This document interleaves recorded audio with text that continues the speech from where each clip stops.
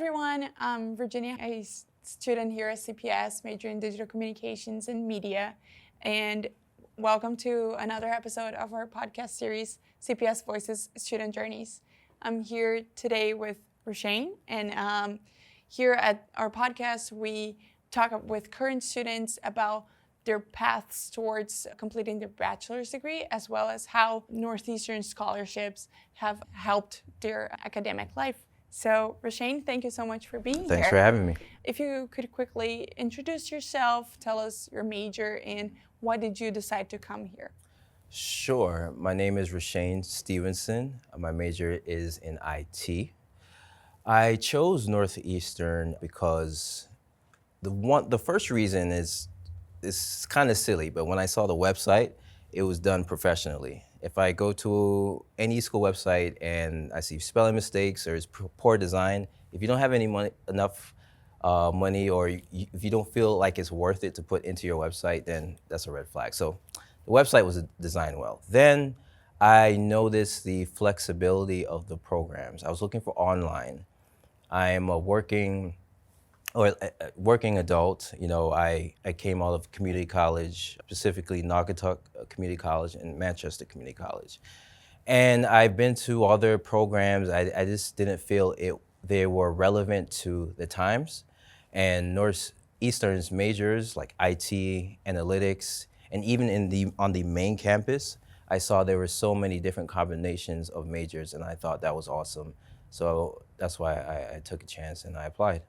No, that's amazing. I loved how you shared your user experience with the school's website into making taking part into your decision. That's something that CPS and Northeastern works towards to try to get more people interested and willing to apply to the school. That's amazing. And I know you mentioned you were a community college student. If you could share a bit about how was that process, how did the community college take a part into you finding about CPS? Yeah. Sure, I could take you back a little bit. So I'll take you back to the beginning. I was born in Jamaica. I moved to America when I was 7 years old. I was raised in Connecticut.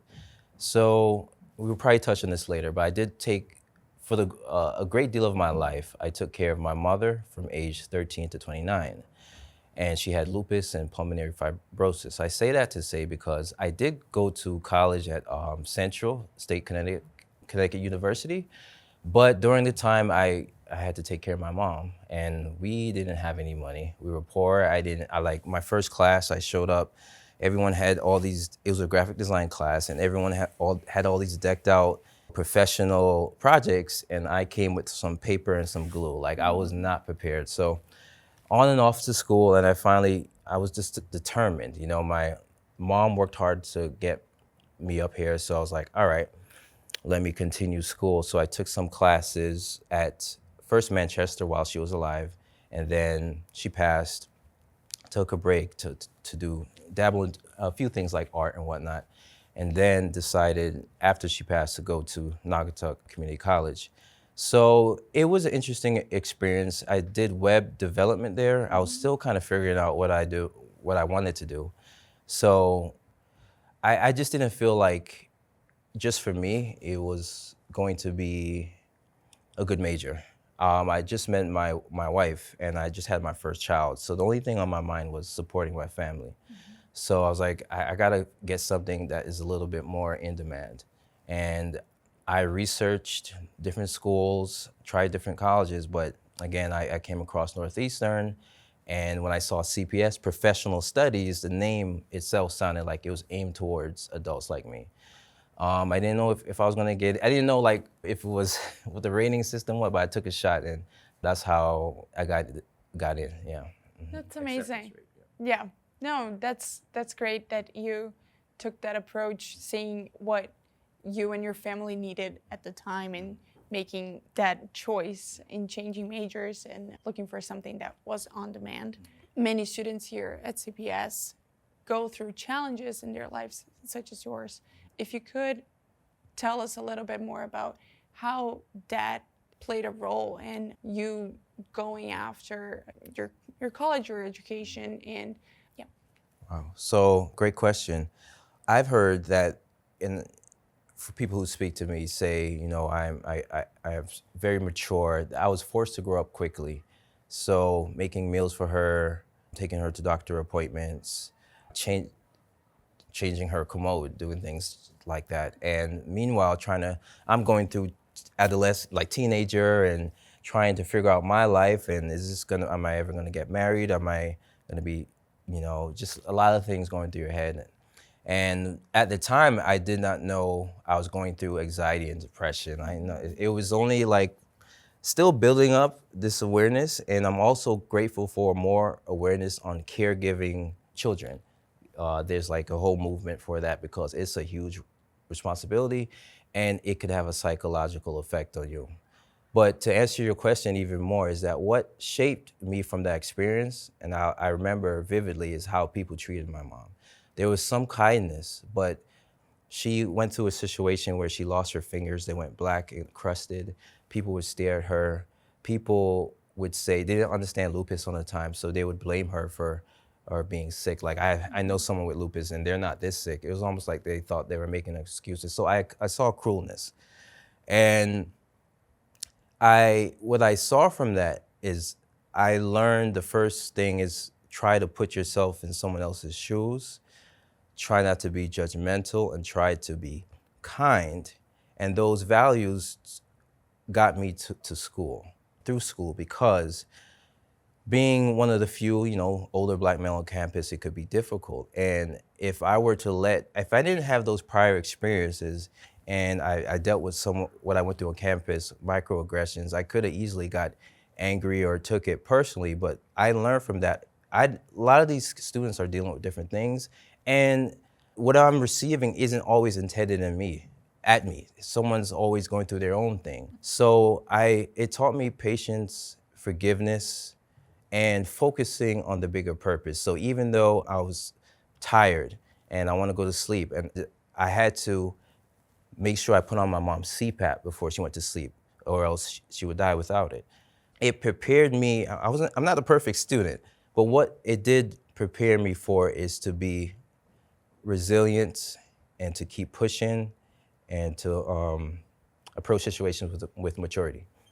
No, I'm sorry you went through that, but you faced it in the best possible way, and the outcomes we're seeing now, you in school and going after your bachelor's degree. Congratulations for... Yes, and she actually got her master's degree while she was sick. Goodness, so if she could do that while on her bed, I could get through this. I can't let all that she worked through just be in vain, just end in death. No, definitely. And she is definitely happy that you are pursuing that too. And Roshane, I know you mentioned you have a wife and children too. And how is managing, work, family, school? Yes, it's been extremely difficult because there was no break. I went from taking care of my mom to meeting my wife to having kids. It's just on constant go. So now thankfully, I have a very supportive and lovely, beautiful wife, and she's super supportive through my ups and downs. Some days I'll be stressed. It could come across as indecisive, like I would change my majors because I just want to make sure. I dealt with it has to be right. Well, then with enough time and growth, I realized some things are never going to be perfect. You're just going to have to work with it. And also, there's nothing wrong with taking your time to make a big financial decision. So as for dealing with the children, my wife let me go to the library and study. She trusts me. I'll be in the library. Kids will be in daycare for some time and sometimes not. Right now, I am watching both children because I just finished my internship. So I watch the kids during the day and I do school at night. And so my wife can go to work. So it's possible with the right support system and the right mentality. No, that's amazing. I know it takes a village to make it work, and being a working professional and having a family and kids, I can imagine. And Also, part of that comes in the scholarship and that you were awarded. And how has that impacted your ability to come to school to afford your studies? Greatly, it helped us make a down payment on daycare. So there you go. And without that money, I wouldn't be able to put it towards that, which I put in my letter, like, hey, I'm raising children. It's tight. My wife is working, but man, it's Boston. So hard work does pay off. Sometimes it can feel when you're in the library till whatever time, like, is this gonna mean anything? But people notice and people are watching. And if you and also I would also see like the emails and scholarships, and I was like, you can't have the mentality like, I don't know if I'm gonna get it, because I tried once, I'm like, but Northeastern has, I say this, like Boston has turned me into a monster.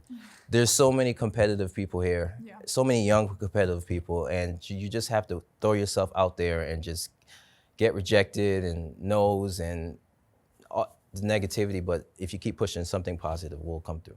No, that's great advice, and I'm sure people looking for a place like CPS to complete their bachelor's degree or transfer from a community college will greatly appreciate hearing that from you.